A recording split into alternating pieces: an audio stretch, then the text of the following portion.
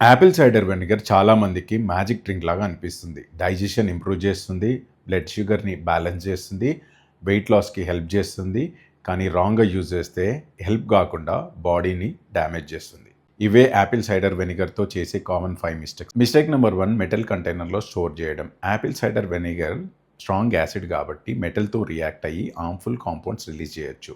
Always glass bottle use చేయండి. Mistake number 2, hot water or hot డ్రింక్స్లో mix చేయడం. ఎక్కువ హీట్ వల్ల ఎంజైమ్స్ అండ్ ప్రోబయోటిక్స్ డ్యామేజ్ అయిపోతాయి. Cool or room temperature water best.